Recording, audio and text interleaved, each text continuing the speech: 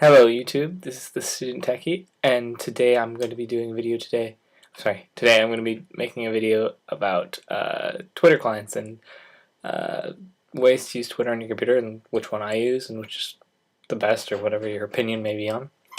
But anyways, happy holidays or Merry Christmas to those who celebrate Christmas. It's the 26th of December, so the day after, well, depending on where you are in the world.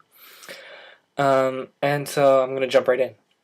So first of all, you can see here I'm on the Twitter, my homepage of the Twitter. As you can see, it's a pretty great interface. I mean, I mainly use the Twitter web client, although not always. And you can see it's basically what Twitter gives you. Everything comes up. You can switch between mentions, retweets, searches, lists.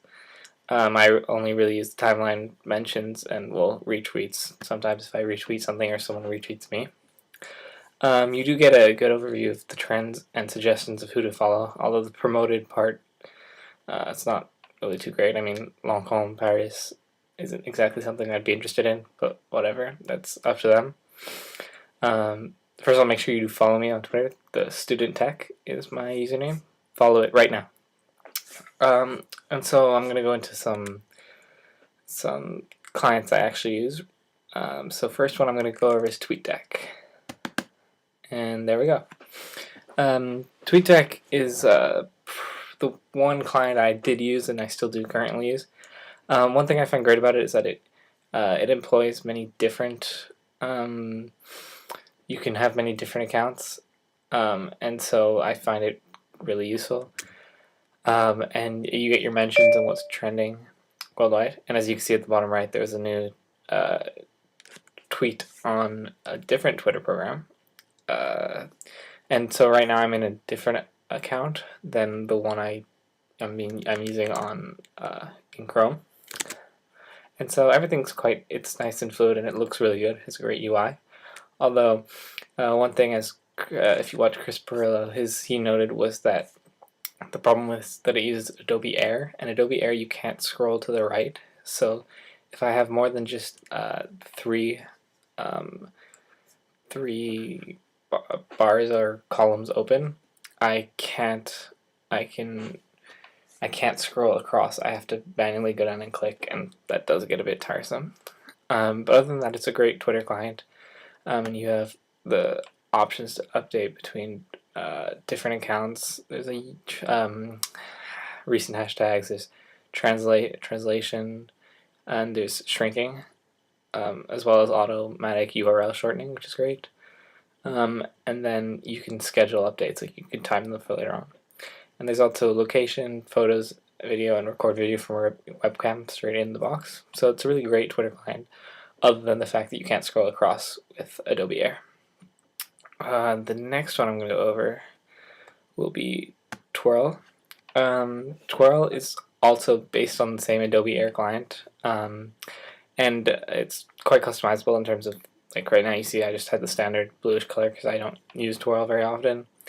And I mean, it's direct. It gets you what you need to know. It gets you your timeline, your feed of tweets. Sorry. And then down here at the bottom, you can switch between replies, directs, favorites, archives, friends, followers, looking at people, etc. And then home. Then you just type in like such as that, and just hit enter and it goes away. So it's great. I mean, it's a simple Twitter client. Luckily enough, it doesn't have the problem about scrolling to the right or left because you don't have to scroll across to get to different columns or anything. You just click to change.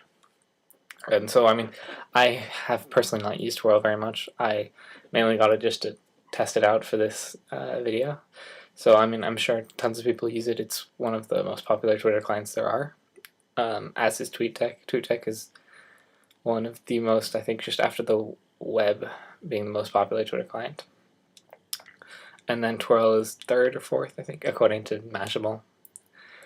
And so yeah, it's a pretty clean, simple solution for your Twitter needs.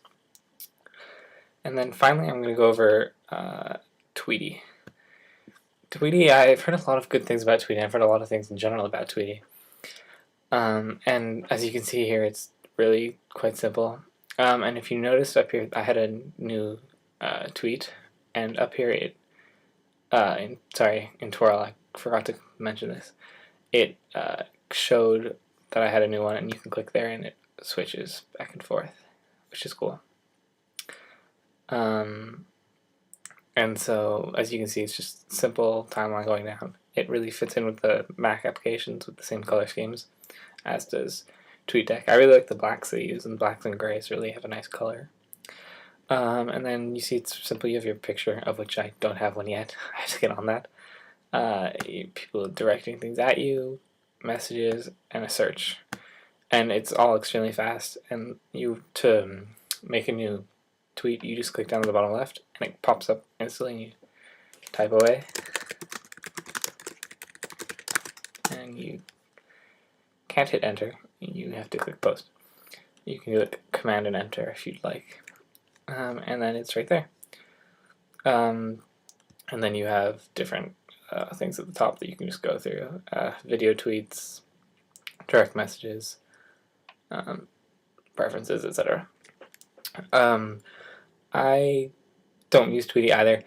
I either use, as I said before, the web or TweetDeck. I like TweetDeck because it may be full screen, but it has everything, and it looks really elegant, and I just like the look and feel of it. But I also use the web quite often because I just keep it open in Chrome, and I'm one of those people who doesn't close their browsers or close their applications. And so it's just open when I have it, and I can just refresh. Although sometimes it does give me problems refreshing or clicking home. It doesn't work all the time. But other than that, it's fine. And so yeah, those are the basic, well, 4 if you include Chrome. If you include the web client. For basic and most used Twitter clients. So personally, as I said before, TweetDeck or the web client. The other ones, not so much. They don't do very much for me. But I mean, to each their own. Everyone has their own needs. If you like something small, then I recommend Tweety or Twirl. If you like full screen thing, TweetDeck or the web page. And I mean, now most people have them on their phones or whatever. And for that, I mean, I heard Echo Phone and the new Twitter client are also really good for that. I personally don't use Twitter that much on the phone. I should probably start doing it. I don't microblog all that much. Hard to get into the habit, but I'm going to try harder to do it. Yeah. Oh, one more thing. Recently I was in Washington Dulles Airport. For those of you who know, they have Boingo, or I don't know how you pronounce it, Boingo, wireless internet. And one cool thing that Skype does, called Skype Access, is that you can use your Skype account to pay for your Boingo Wi-Fi in the airport, and it's something like 19 cents 19 cents a minute. Was it a minute? Yeah, 19 cents a minute for Wi-Fi access, which isn't that bad. I mean, it's not amazing, but it's not as expensive as other things. And so I was in the airport, and I had some time to kill waiting for a flight to get home where I am now. You can see I'm not in a dorm anymore. And so it was cheap, fast internet that I could use. And I mean, okay, free Wi-Fi is better. Boston Airport has free Wi-Fi, but unfortunately Washington doesn't. So I mean, it's cheap, and if you don't have an account with T-Mobile or AT&T, which I think are the only providers of Wi-Fi there, then your Skype account is great. You just have to open your Skype account, connect to the wireless, and then you can.